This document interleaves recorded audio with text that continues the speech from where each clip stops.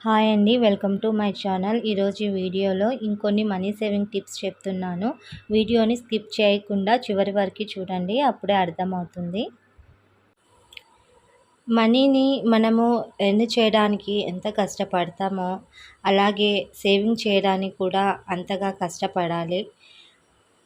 Saving చేయడంతో అయిపోతుందా అంటే, ఆ సేవింగ్ చేసిన డబ్బును కూడా మనము దాచుకోవాలి. అది ఇంకా ఎక్కువగా ఎలా మనము చేసుకోవాలి అనేది నేను మీకు చాలా వీడియోస్లో చెప్తూనే ఉన్నాను. మనీ సేవ్ చేయడం అనేది బ్రహ్మ విద్య అనేది ఏం కాదండి. మనము రోజువారీ ఖర్చులలోనే మన దగ్గర ఉన్న దాంట్లలోనే మనం సేవింగ్ చేసుకోవచ్చు.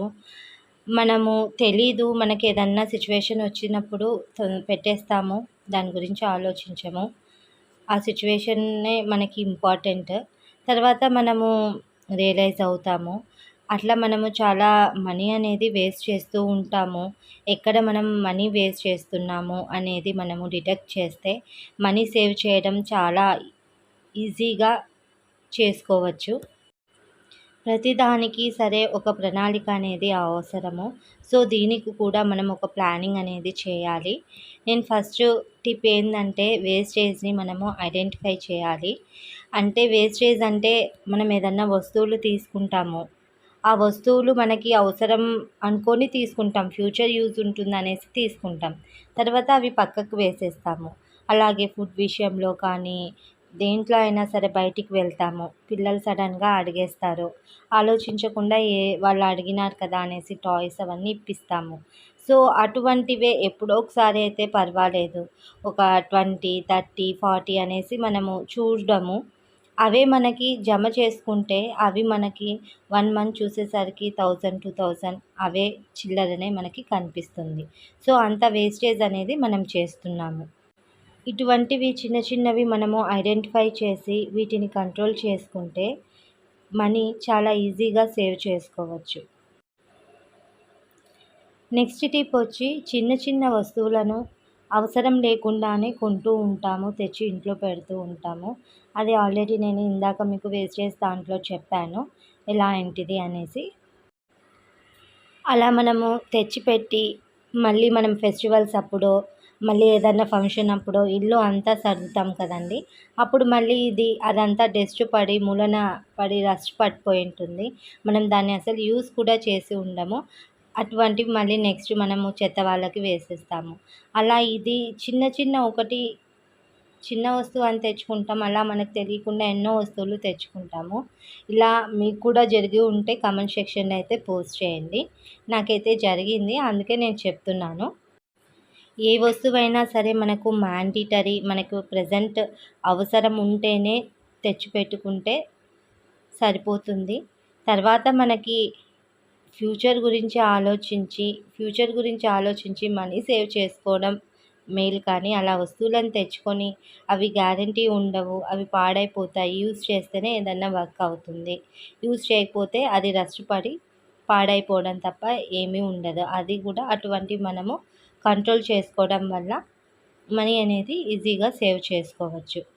ఇంకొక టిప్ ఏంటంటే, గ్రాసరీ తీసుకునేటప్పుడు 1కి 10 సార్లు అత్యవసరమైతేనే ఆలోచించి తీసుకోవాలి.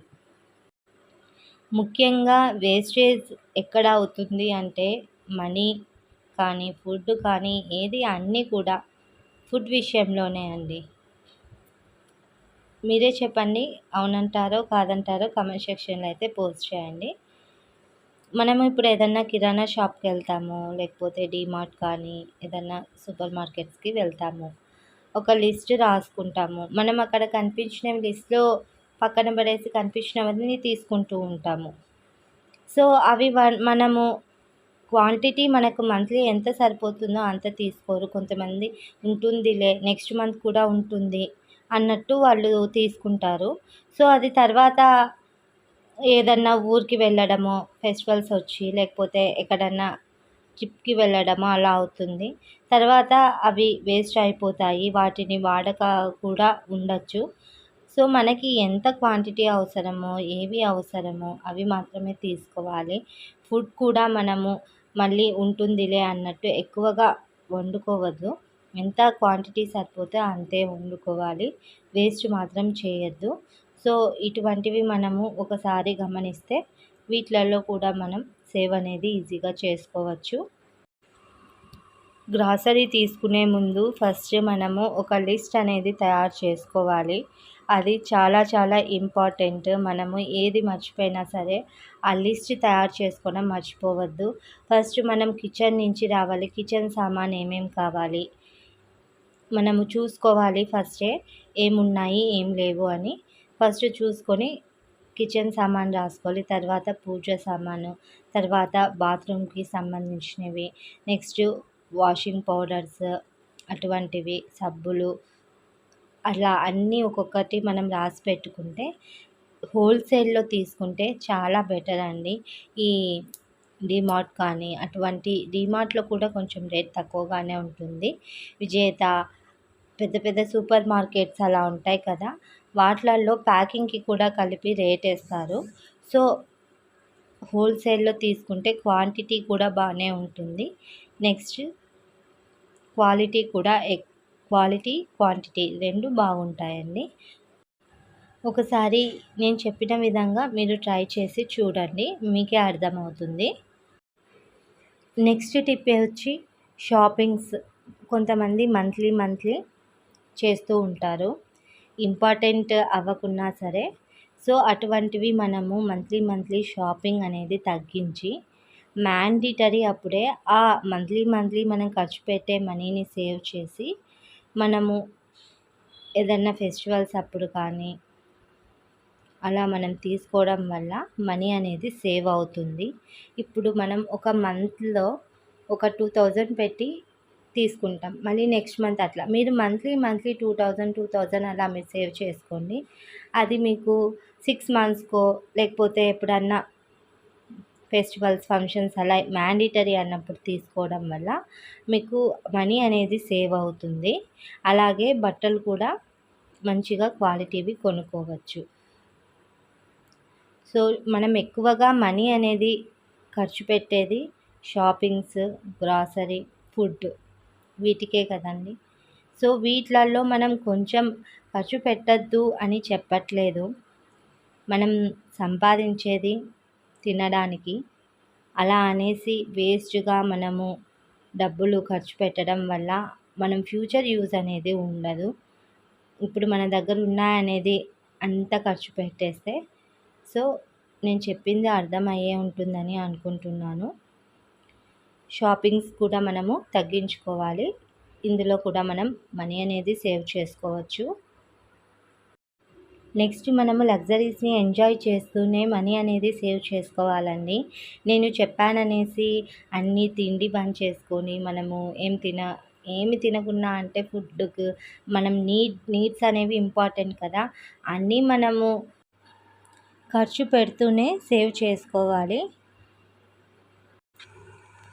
లగ్జరియస్ అంటే మనము ఎప్పుడైనా సరదాగా బయటికి వెళ్తూ ఉంటాము. పిల్లల్ని తీసుకెళ్తూ ఉంటాము. రెస్టారెంట్స్‌కి కానీ అలా ఏదన్నా తింటూ ఉంటాము. ఎప్పుడన్నా అయితే పర్వాలేదు కానీ కొంతమంది వీక్లీ వన్స్ లేకపోతే వీక్లీ ట్వైస్ అలా వెళ్తూ ఉంటారు. బాగా డబ్బున్న వాళ్ళే వెళ్తారు అలా. డబ్బు లేని వాళ్ళైతే అలా వెళ్ళరు. సో ఎవరన్నా ఇలా మనీ సేవ్ చేయాలి అని ఆలోచన ఉన్న వాళ్ళకి చెప్తున్నానండి నేను. ఇటువంటివి మనము తగ్గించుకోవాలి. అదే చెప్తున్నాను. మొత్తానికి తగ్గించుకోమని చెప్పట్లేదు. ఎప్పుడన్నా సరదాగా వెళ్ళొచ్చు. ప్రతిదానికి లిమిట్ అనేది ఉంటుంది కదా! ఆ లిమిట్‌లో మనము ఉంటే సరిపోతుంది. అన్నీ చేసుకుంటూ మనం మనీ సేవ్ చేయాలి. అదే ఇందులోని గొప్పతనము. నెక్స్ట్ వచ్చి మనము శాలరీ రాగానే ఏం చేస్తామంటే ఫస్ట్ ఇంటి రెంట్‌కి ఇంత, లైక్ గ్రాసరీకి, కరెంట్ బిల్‌కి, వాటర్, మిల్క్ అని అన్నిటికి తీసి పెడుతూ ఉంటాము. తర్వాత మన చేతిలో ఒక రూపాయి కూడా ఉండదు. ఇంకా ఏదో ఒక దానికి తక్కువ వస్తుంది. అలా కాకుండా మీరు ఫస్ట్ వచ్చిన శాలరీనే అందులో ఒక 2000 కానీ, 3000 కానీ, 1500 మీకు ఎంత పాసిబిలిటీ ఉంటే అంత మీరు ఫస్ట్ పక్కకు తీసి పెట్టుకోండి. తర్వాత వచ్చిన శాలరీని మీరు అడ్జస్ట్ చేసుకోండి. ఇలా చేస్తే మీకు మనీ సేవ్ అవుతుంది. అలాగే ఉన్న దాంట్లలో అడ్జస్ట్‌మెంట్ అవుతుంది. వీటి వల్ల మనము మనీ అనేది సేవ్ చేసుకోవచ్చు. సో నెక్స్ట్ వచ్చి అప్పుల జోలికి మాత్రం అస్సలు వెళ్ళొద్దండి. అప్పులు అవి మనల్ని వదలవు. వాటికి ఇంట్రెస్ట్ అనేసి ఒకసారి తీసుకుంటే ఇంట్రెస్ట్ అసలు తీర్చలేక ఈ అప్పుల బాధ అనేది ఎప్పుడైతే మన దగ్గర ఈ అనవసరమైన ఖర్చులు పెట్టి మనీ సేవింగ్ చేయలేమో అలా అప్పుడే ఈ బాధలు అనేవి వస్తాయి. సో ఇటువంటివి కాకుండా ఉండాలి అంటే మీరు నేను చెప్పిన విధంగా అన్నీ ఆలోచించుకొని ఎక్కడ మనం సేవ్ చేయగలమో మనీని అలా చేస్తే మనీ సేవ్ చేసుకోవచ్చు. దానివల్ల మనకు అప్పుల బాధలు అనేవి కూడా ఉండవు. నెక్స్ట్ వచ్చి మనీ విషయంలో మనము ఎవరిని నమ్మవద్దు. కొంతమంది చీటీలు అనేసి అలా మనకు తెలిసిన వాళ్ళు ఫ్రెండ్స్ కానీ రిలేటివ్స్ కానీ వాళ్ళల్లో వేస్తూ ఉంటారు తెలిసిన దగ్గర. సో వాటికంటే మ్యూచువల్ ఫండ్స్ కానీ బ్యాంక్లో డిపాజిట్ చేసుకోవడం చాలా ఉత్తమం అండి. ఎందుకంటే డబ్బు విషయం వచ్చేసరికి ఎవరు ఎటువంటి వాళ్ళ అనేది మనం ఎవరిని నమ్మలేము. అది అందరికీ తెలిసిన విషయమే. సో మీకు బాగా పక్కాగా తెలిసి ఉంటేనే చీటీలలో కూడా కొన్ని మంచి చీటీలు ఉంటాయి. అవి తెలుసుకొని వేయడం వల్ల మీరు మనీ అనేది మంచిగా సేవ్ చేసుకోవచ్చు. నెక్స్ట్ వచ్చి మీరు ఇదంతా ఎన్ని టిప్స్ చెప్పాను కదా అదంతా చేసి మనీ సేవ్ చేసిన ఆ సేవ్ చేసిన మనీని మనము కాపాడుకోవాలి. అంటే ఇలా ఇన్వెస్ట్మెంట్ డిపాజిట్ చేయడము బ్యాంకులలో కానీ చీటీలు కానీ అలా వేసి వాటికి మనీ ఇంకా కొంచెం ఎక్కువ అయ్యే విధంగా చూసుకోవడం వల్ల మనకు మనీ సేవ్ చేసిన దానికి ఒక న్యాయం అనేది ఉంటుంది. ఆ సేవ్ చేసిన మనీ ఏదైనా ఎమర్జెన్సీ వచ్చినప్పుడు ఖర్చు పెట్టకుండా ఇలా చేయడం వల్ల మనీ అనేది మనము చాలా ఈజీగా సేవ్ చేసుకోవచ్చు. సో మనీ సేవ్ చేయడంతో ఏది అయిపోదు, దాన్ని కాపాడుకోవడం కూడా అంతే ఇంపార్టెంట్ అండి. ఈ టిప్స్ అనేవి అందరికీ ఉపయోగపడే ఉంటాయని అనుకుంటున్నాను. ఇందులో ఏదో ఒక టిప్ మీరు ఫాలో అయినా సరే కంపల్సరీగా మనీ చాలా ఈజీగా సేవ్ చేసుకోవచ్చు. నా వీడియో చూసిన ప్రతి ఒక్కరికి ధన్యవాదాలండి. నా ఛానల్ని లైక్ చేయండి, షేర్ చేయండి, సబ్స్క్రైబ్ చేయండి. చాలామంది చూస్తున్నారు, సబ్స్క్రైబ్ చేసుకునే వాళ్ళు చాలా తక్కువ మంది ఉన్నారు. సో మీ సపోర్ట్ అనేది నాకు చాలా అవసరము. నా వీడియోని లైక్ చేయండి, షేర్ చేయండి, బెల్ ఐకాన్ని క్లిక్ చేసి సబ్స్క్రైబ్ చేసుకోండి. Thank you for watching.